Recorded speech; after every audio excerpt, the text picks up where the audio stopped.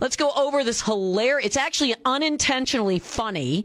And Dan Lennington from the Wisconsin Institute for Law and Liberty joins me on the program. Dan, welcome to the Middleton Ford Hotline.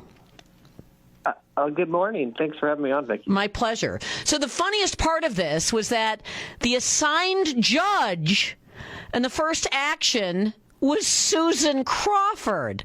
Let's walk people through this, I guess, entertaining exercise of Josh Kaul stepping on rakes. Yeah, so Elon Musk tweeted out on Thursday that he was going to give $1 million to two voters in appreciation for you taking the time to vote. Now, that's what he said originally. Now, 23 minutes later, he took that post down and he wrote, just to clarify, the money is for two people who will be, quote, spokesmen for the petition that opposes activist judges. Now, admittedly, someone probably told Elon Musk that his tweet at 12, almost midnight on Thursday was not entirely clear. There is a state law that says you can't give money to voters in exchange for their promise to vote or to encourage them to vote. That's fine. So he, 23 minutes later, wrote, I'm clarifying the money is not, the money is not to encourage you to vote. The money is to be a spokesman for the petition, and the petition opposes activist judges. This is no different than what he did in the 2024 election in 7 swing states. He was giving $1 million prizes every day to voters who would sign a petition supporting the First Amendment and the Second Amendment. He gave $47 to each voter who signed a petition in Pennsylvania supporting the First Amendment. So this is really no difference than what he's been doing before. Prosecutors tried to charge him with a crime in Pennsylvania, and the judge dismissed the lawsuit, the charges against Elon Musk. So this has been, tried and true, that he has tried this encouragement for people to sign a petition and to get them energized in the election. So, Josh Kaul, seeing all this, decided he wanted to bring a lawsuit, emergency lawsuit in Dane County on Friday, and he went 0 for 13 by my count with judges in Wisconsin, mostly liberal judges. 3 judges in Dane County refused to take up his petition to stop this, including Judge Crawford, who had to recuse herself, and then 2 other judges refused to take action. Then he took it to the Liberal Court of Appeals in Madison, including Joanne Kloppenberg. 3 very liberal judges also refused and said, "You got no case here." They'd said that on Saturday. And then he dismissed the lawsuit, started over, and filed what's called an original action at the Wisconsin Supreme Court. And yesterday afternoon, Sunday afternoon, 0 judges agreed with him, and he went 0 for 7 at the Wisconsin Supreme Court. So apart from having, several attorneys at the Wisconsin Department of Justice waste their entire weekend writing these lawsuits and petitions and motions and briefs, nothing happened, and it was entirely, reasonable for Elon Musk to encourage people and get people excited about this election. We pay people to go door to door. We pay people to tell other people that they should vote. It's not unusual to hire people and exercise your First Amendment right to try to drive voter turnout. The Democrats do it all the time. Yes, I have their text messages. They're offering me $50 to $500 to canvass for them to make sure I get them votes. Yeah, and I looked it up. In 2023, there was a group called Wisconsin Take Action, which paid voters $250 in exchange for them encouraging their friends and families to vote for Janet Protasewicz. So the exact same thing, except it was more money back then, and it was money to actually encourage people to vote. That was $250 per person. This is, there was $100 that Elon Musk is offering, which I took advantage of several times with my friends and family. And, also $1 million prize last night to two voters, people who signed the petition in Green Bay. This is First Amendment protected activity. Yeah, you know, and people, they would send me the text messages. I'm like, I already got the text messages from the left saying you can get $250 if you show people that you got somebody to go vote, right? I get those text messages as well. And nobody ever complained about it. No one ever said boo about it. But so Elon Musk, something else to consider as well, and it never got to this point, but it would have. This was a contest. This was actually a drawing. So he was actually using, it wasn't even really a pay for enthusiasm or a pay to get out the vote drive, which is legal. It was a contest. Sign my petition. I'm going to draw 2 names.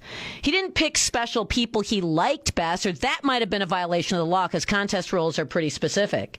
It's just a contest. So you're going to try to go upend 2 guys or a guy and a woman or whatever, and $1 million. Because you want to keep the anger at Elon Musk, but here's the thing, and I'll say this: he had to know he was wrong, Dan, but the crazies at the Minocqua Brewing Company are asking people to crowdsource handcuffs to go make citizens arrests of Elon Musk because Elon Musk had a contest and a get out the vote drive. Yeah, I don't think that turned out too well. I don't know if anybody tried the citizen's arrest on Elon Musk, but if I was going to pick, someone to try to perform a citizen's arrest on, I probably would not pick the richest man in the world. I assume he's surrounded by a SEAL Team 6, basically at all times, and so that's kind of like a fruitless attempt to enforce what they thought was the law. But yeah, this is.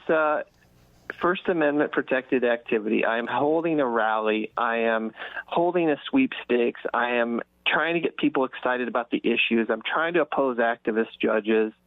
We spend a lot of money in our elections. Some people say we probably spend too much. Electing the judiciary is a controversial topic. Our founders thought that the judiciary at the federal level should not be elected, which is why we do not elect our federal judges or our federal Supreme Court justices. But at the states have chosen primarily a different path here. And if you're going to have the rough and tumble of a democracy and you're going to let people choose what candidates should be in office, then people do get the right to exercise their vote through spending money and through encouraging others and through getting people energized. And, Elon said last night his motivation was that he knew that it would drive the left insane for him to offer $2 million to two voters who signed the petition act as spokespeople for the petition. He says that it will get him far more media coverage and excitement about the race than if he would have bought ads. Yes, so in his calculation, driving the left insane and getting a reaction to them was the real motivation, and that's again no crime. It's not a crime to get the other side basically to troll them and get them tweaked up so that they are going nuts and complaining about something that's actually not illegal at all. Right, and then they're getting crazy people to say, citizens arrest! You're crazy, and, good luck to you on that. But he made a good point, and that was, if you're going to spend money through a PAC, a 501c4, you got to pay, you've got to pay rate card rates. You don't get the preferred election rate. It is much, much more expensive to spend money on ads than it is for Elon Musk to do a sweepstakes and a petition signing and, whatever it is, $100 per person. It's much cheaper to do it that way. It just is. I'm telling you, that's the thing that killed Dan Kelly. He wouldn't run his money through the party, so he didn't get preferred ad rates. This is because it's way more expensive if you're not a candidate to do this. So, it's smart. And he got tons of attention, and Josh Kaul looked like a boob because all his liberal friends decided they were not going to bet on that pony this weekend. Well, that's, Josh Kaul has been, prosecuting people still over the 2020 election. He's trying to position himself as a candidate for governor. We don't know, if Tony Evers yet is going to run again for another term, apparently out of spite for the other Democratic candidates. A spite run is apparently what's going to happen here. But, Josh Kaul has been angling. He's been funded by nonprofit organizations to hire attorneys in his office. Yes. To go after dairy farmers. Yep. We're going to talk more about that coming up tomorrow. Yes. Yes, and so, he is positioning himself, and he thought that this was a good political move, despite the fact that other, courts have looked at this and said there's no problem. So he went 0 for 13 in the weekend, wasted everybody's time, wasted a lot of tax dollars, and encouraged people basically to be more energized on the right, I would assume. So it was, falling on his face was the result of all this weekend's attention. Which is lovely. But if he wanted to investigate something, there are two things he could investigate. One is actual smurfing that is going on.